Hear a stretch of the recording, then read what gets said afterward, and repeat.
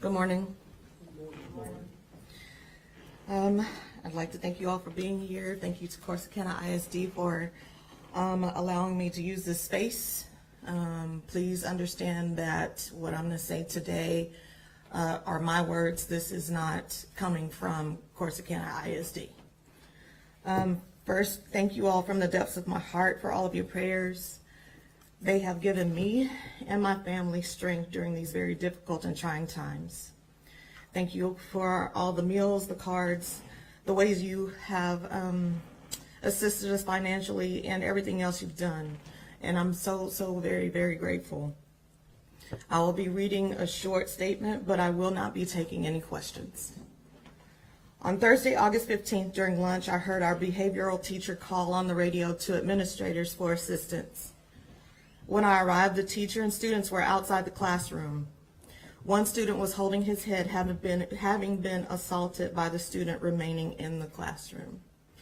I entered where the student was still irate and found the room ransacked with overturned furniture. I knew I had to be as calm as possible, and I spoke lowly and slowly so as not to enrage him any further. He picked up a chair and acted as if he would throw it. He finally did throw it at me, but I caught it midair.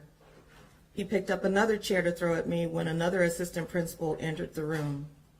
I used the first chair to block the second. He picked up a third and threw it at the other assistant principal, and I used that initial chair to block the one that he threw at her. After blocking the chair thrown at the other assistant principal, he threw a wooden hanger at me, but I couldn't stop it fast enough. The hanger hit me in my right eye and knocked it out of the socket. I grabbed my face while blood was pouring out of my head and stumbled out of the classroom door. The nurse and 911 were called.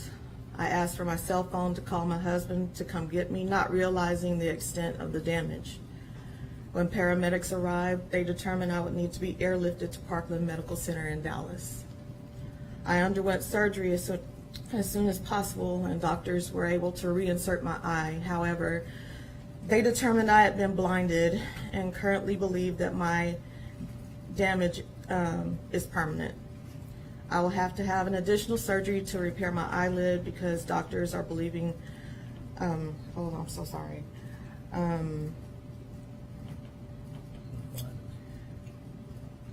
I underwent surgery as soon as possible, and doctors were able to reinsert my eye. However, they determined that I've been blinded, and they currently believe that my damage is permanent.